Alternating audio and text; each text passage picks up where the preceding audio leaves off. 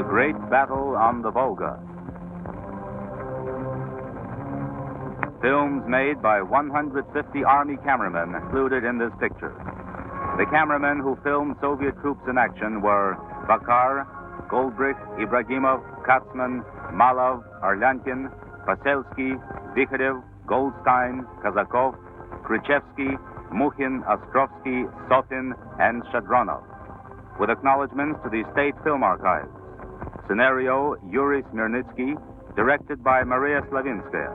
Text by Alexei Surkov, music arranged by Makarov. Military advisor, Lieutenant General Platonov. Central Documentary Film Studio.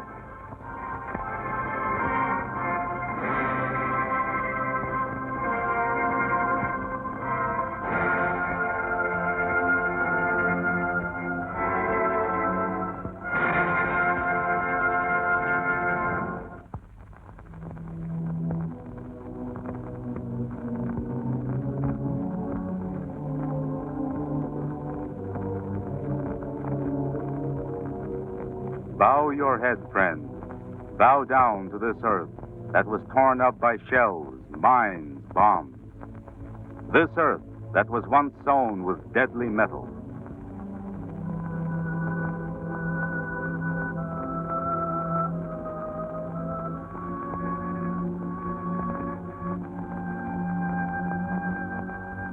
This earth for which the Russian people gave their most cherished possession, their life.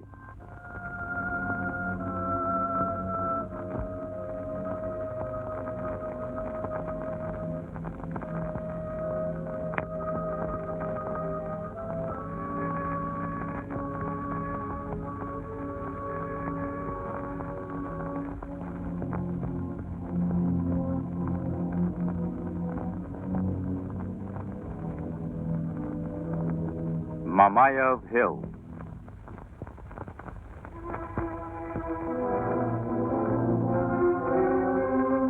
A tornado of war, of blood and death crossed over this place.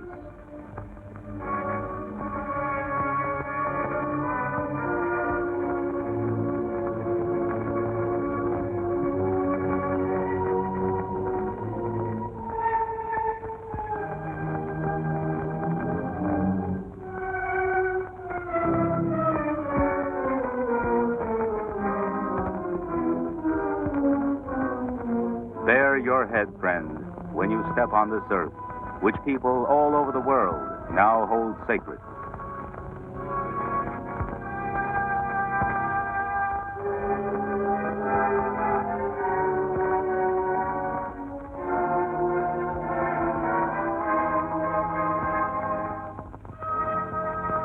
There is a handful of earth from here in the grim Antarctic today.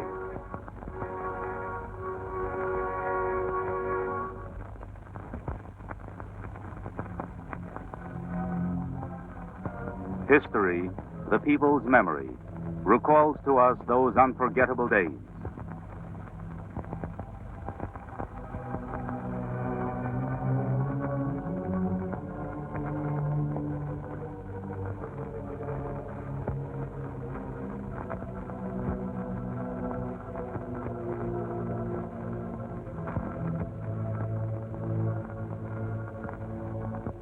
The summer of 1942 was a time of terrible anxiety. The firing line of the Soviet-German front extended hundreds of miles over Soviet soil from the Arctic Ocean down to the Black Sea. There was constant fighting in the key sectors. Battles raged on the Barents Sea. Soviet forces fought the enemy within the Arctic Circle amidst icy cliffs and snow-covered tundra.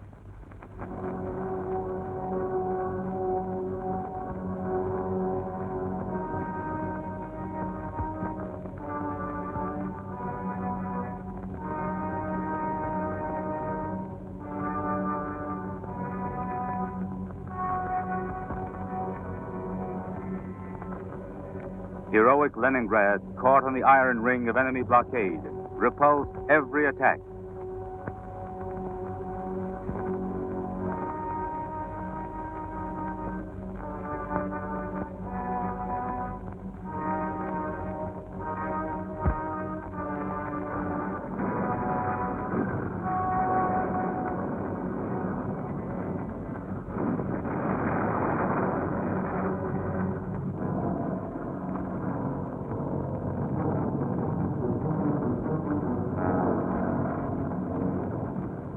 The troops of the Leningrad Front and Baltic sailors put up a valiant defense of the city.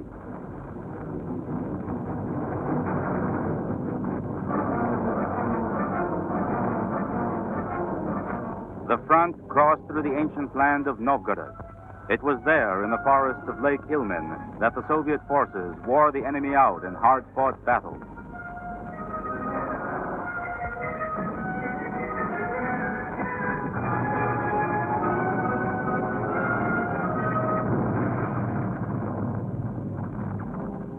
The German fascist troops had been routed at the gates of Moscow, but were still close to the city.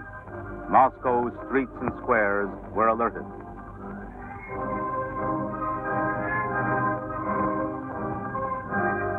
Soviet divisions to the west, covering the approaches to Moscow, were fighting continuously.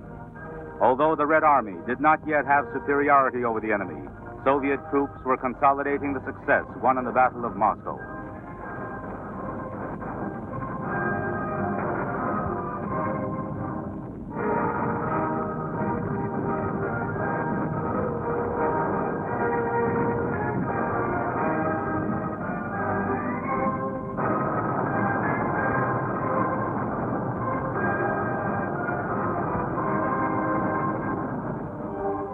Minsk and all of Belorussia was still occupied by the Nazis.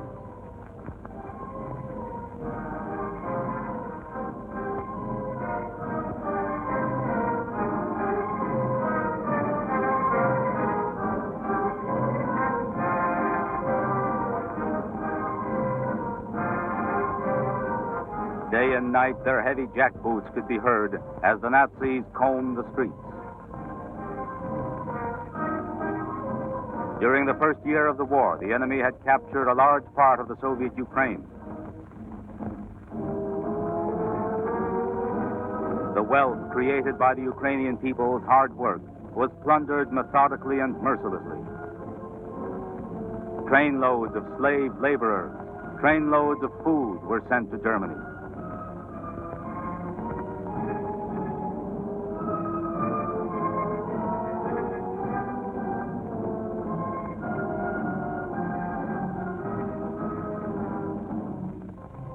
At the extreme southern sector of the front, the besieged hero city of Sebastopol, cut off from the rest of the country, kept on fighting.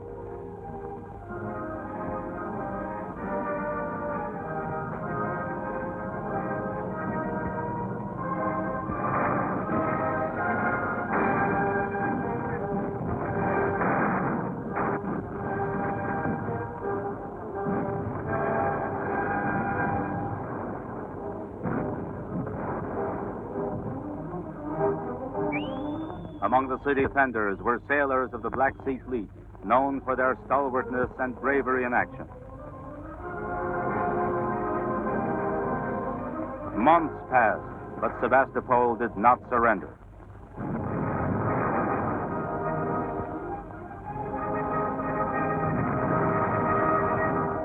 Aside from temporary successes, the first year of war brought the German fascist army severe defeats at Moscow, Rostov-on-the-Don, and Tikhvin.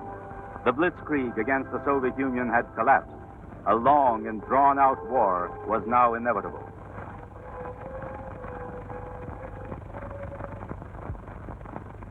In the summer of 1942, the Hitler Command had concentrated shock groups east of Kharkov and Kursk and in the Donbass, with the aim of launching a major offensive, smashing the Soviet forces in the south and seizing the oil fields of the Caucasus and the rich farm regions of the Don, the Kuban, and the lower Volga. It was also the enemy's intention to cut off one of the key communication lines connecting the Soviet Union with her allies. Hitler's crack troops rushed into the offensive. The second front in Europe was still only a promise, so the German command was able to concentrate more than double the number of Soviet forces in the southwest sector. About 90 infantry, motorized, and tank divisions were thrown into the enemy offensive.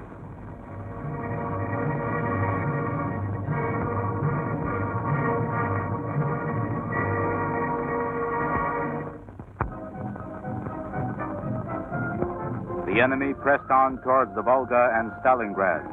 Their goal was to split the Eastern Front and cut the Caucasus off from the central part of the country. 1/5 of the German infantry and close to 1/3 of the tank divisions were in action here. Over 1 million Hitlerite soldiers.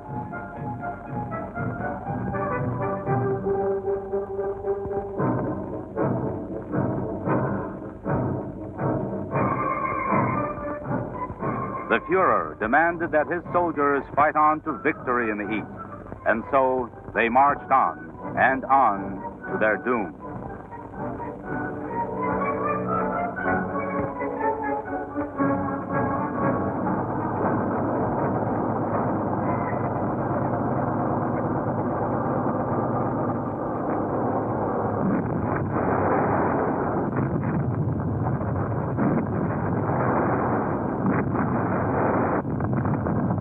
Fierce clashes barred the enemy's way.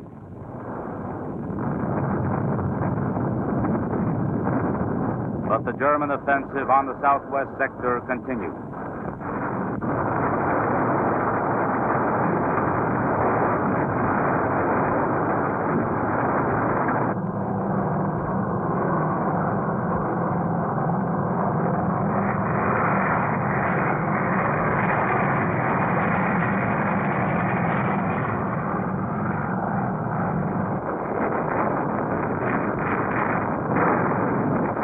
Fighting hard and stubbornly, the Soviet troops showed a fortitude that amazed the world, but the odds were too uneven.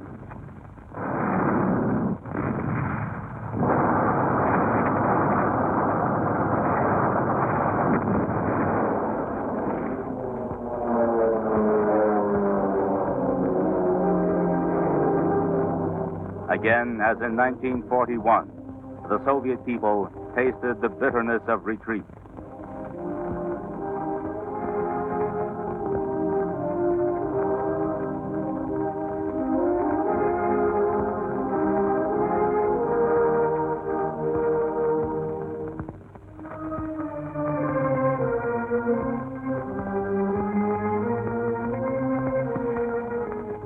They withdrew to the east to save themselves from slavery and destruction.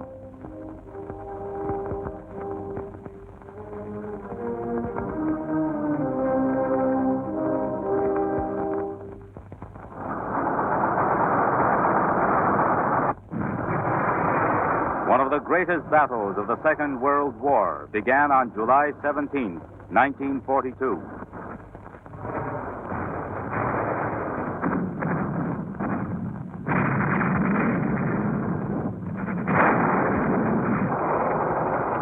In the second half of July, the enemy pressed the Soviet troops back to the lesser bend of the River Don.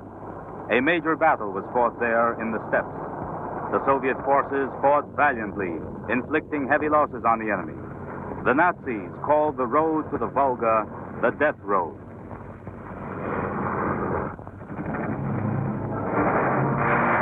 And still, by intensifying the strength of their blows, the enemy reached the Don over a wide front. They crossed the river at many points.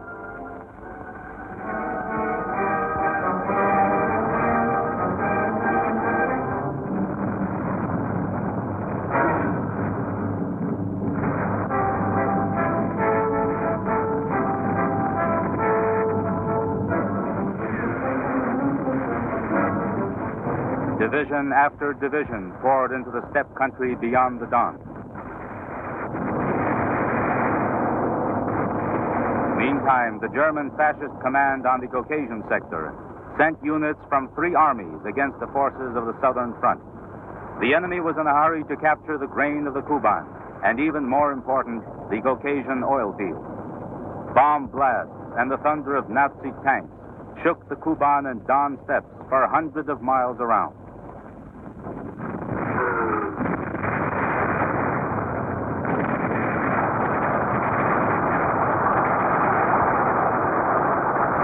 Soviet command made an all-out effort to check the advance of the Germans.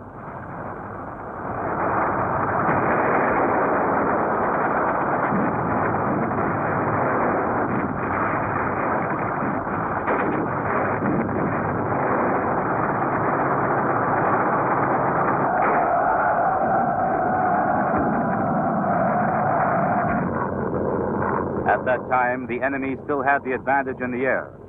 But Soviet airmen were fearless in battle. They gave their troops good support from the air.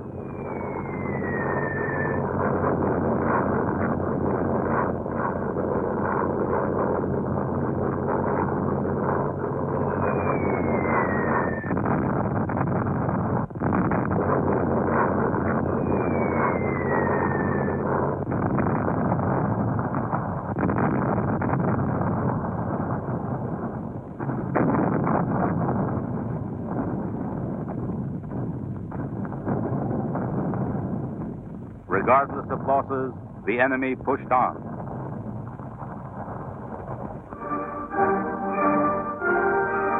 Stalingrad was in mortal danger. The local party committee called civilians and soldiers to the city's defense.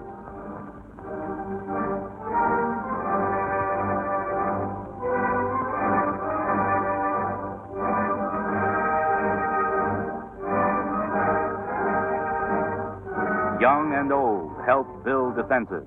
Day after day, more than 100,000 Stalingraders worked putting up fortifications on the front 400 kilometers long.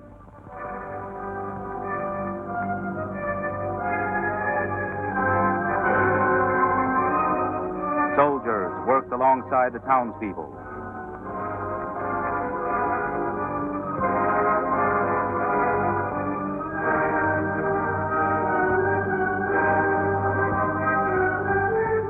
Stalingrad's factories were turned into fortresses.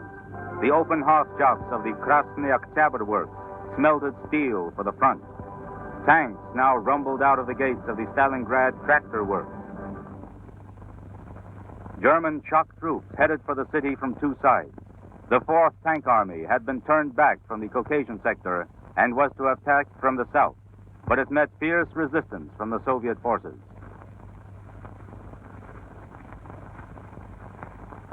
The 6th German Army struck from the west, and after a 3-day battle, effected a partial breakthrough to the Volga near the industrial settlement of Rynok. Fighting broke out at the immediate approaches to the city.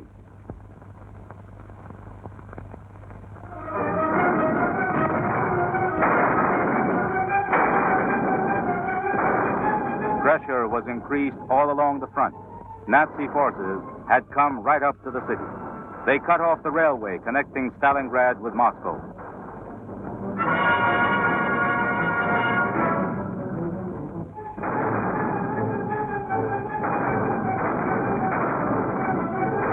The enemy already had streets and buildings under observation. Victory, the Nazis were certain, was already in their hands. But the Stalingrad Defense Committee and the Regional Party Committee were resolute in their determination to defend the city.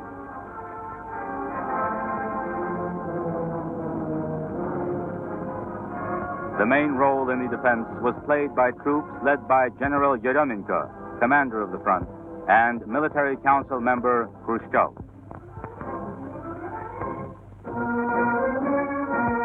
During those critical days, the people of Stalingrad joined civil defense battalions.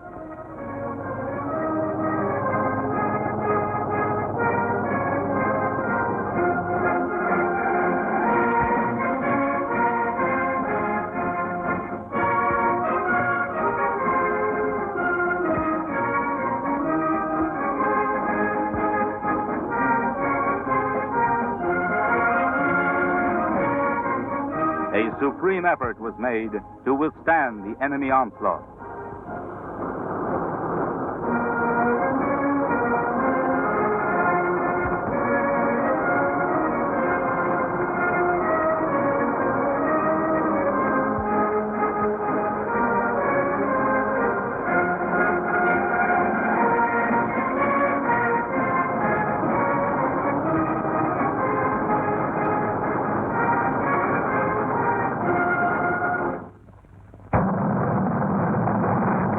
The enemy set August 23, 1942, as the date of a massive attack from the air to smash the city's defenses.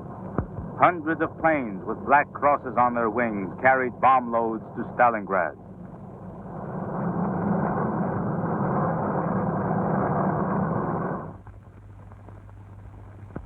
But the front-line city was not taken by surprise.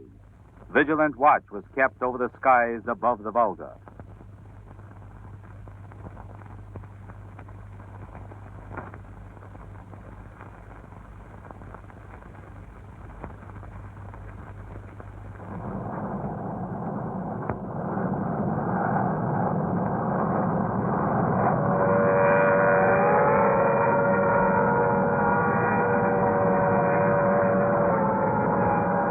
The anti-aircraft system was ready for action.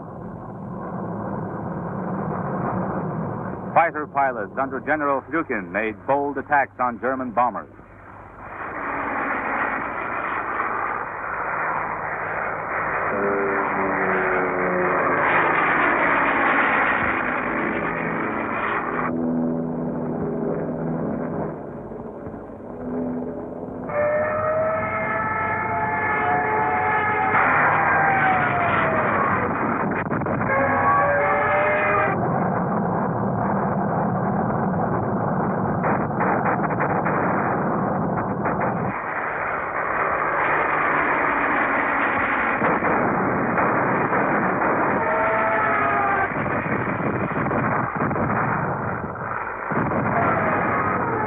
And many a fascist plane failed to carry out its mission.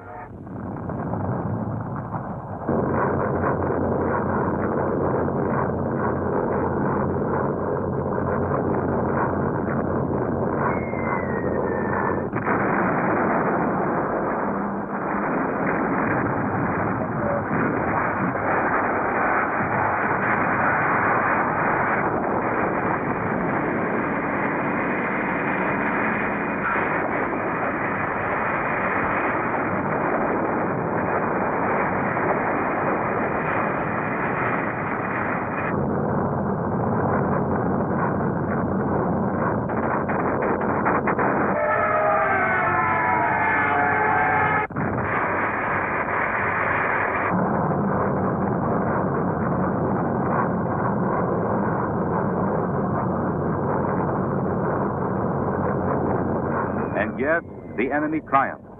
2,000 bomb hits in one day.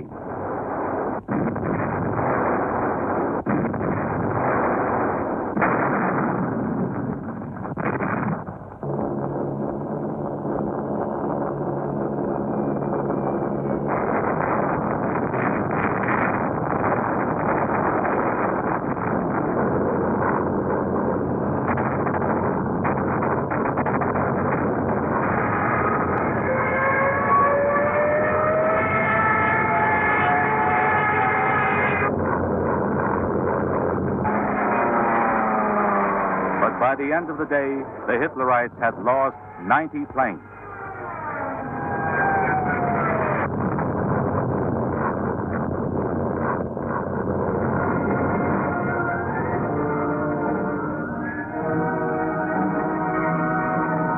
German flyers boasted they had turned the city into a fiery hell.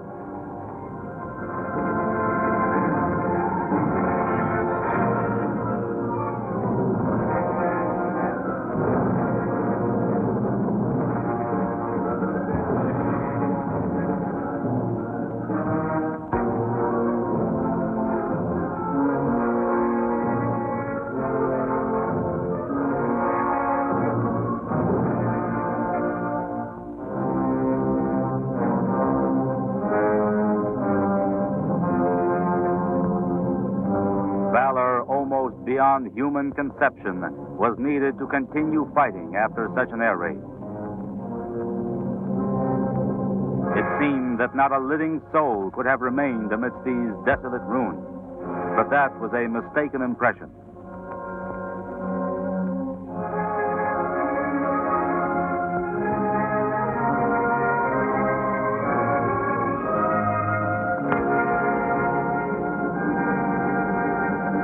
The survivors left their city, now reduced to ruins by fire and metal, and retreated beyond the Volga.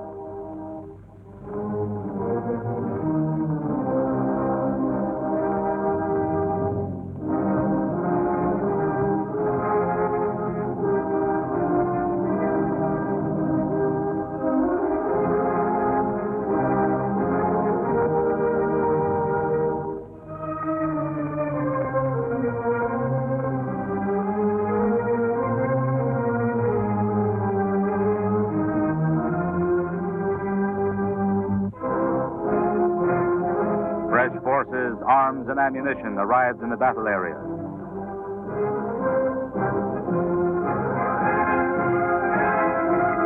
Red Army reinforcements approached the city along the Volga and on roads across the steppes.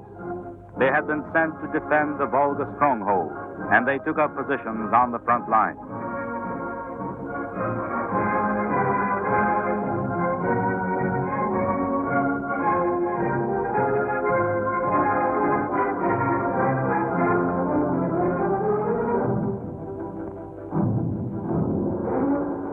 The air raid was the signal for a general and decisive attack by the Germans.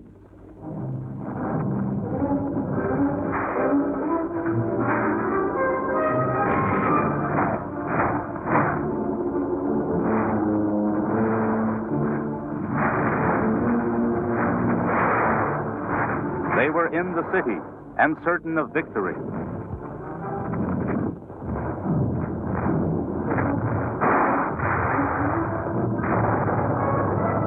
Suddenly, the Soviet forces rose up from the ashes and rushed into a counterattack. The resistance grew stronger by the hour.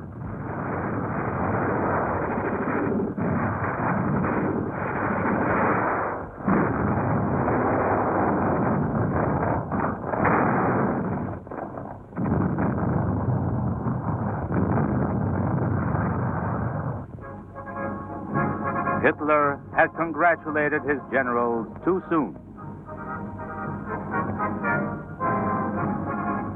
Too soon had they made lithograph stones boasting that the city on the Volga had fallen. Too soon had they struck this medal in honor of the city's capture.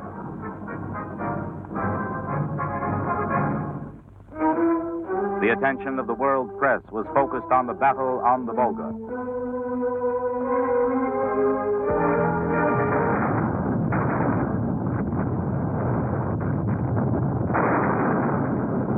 In September, the troops of the Stalingrad and southeastern fronts struck a number of counter-blows that weakened the enemy. In the city itself, General Shumilov's 64th Army and General Chuikov's 62nd Army waged a heroic defense. To the north and south of Stalingrad, the armies led by Generals Kuznetsov, Kozlov, Malinovsky, Tolbukhin, and Trufanov engaged in bitter fighting.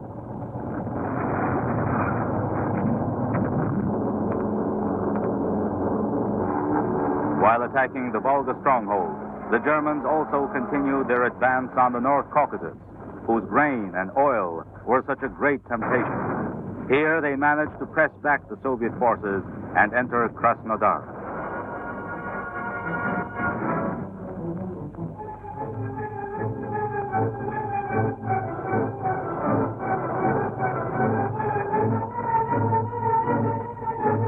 The oil district of Maikop was likewise occupied.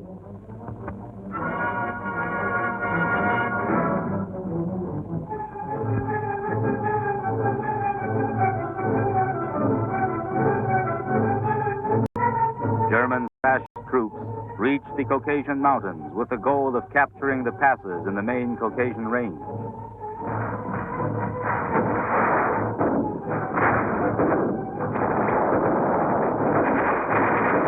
Special service units were sent into action against the German mountain troops.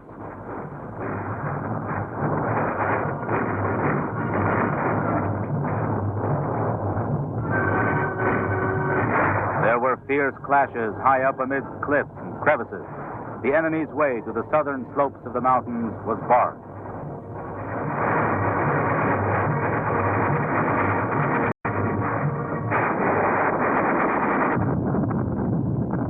At Stalingrad, too, the German offensive slowed down. They broke into the city but did not have the strength to take it. Meantime, the Soviet forces continued to build up their defenses. Their raging, burning hatred of the enemy proved stronger than death. The events of these unforgettable days were filmed by Soviet cameramen at the front.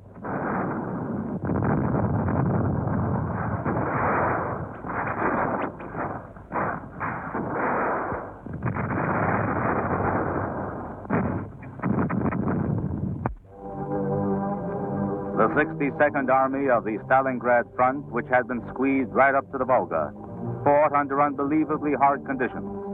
The defense belt, 25 kilometers wide and from 2.5 kilometers down to only 200 meters in depth, was under fire by all types of enemy arms. The dugouts of Army headquarters on the steep bank of the Volga were like birds' nests in the sand. The Military Council of the Army, headed by General Chuikov, who was in command, guided the defense operations from here.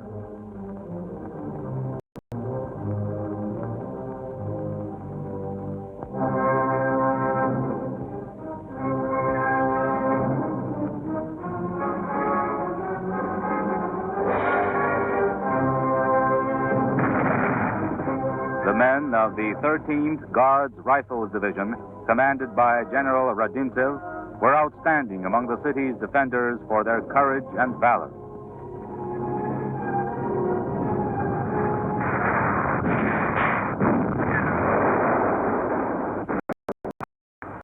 Stubborn fighting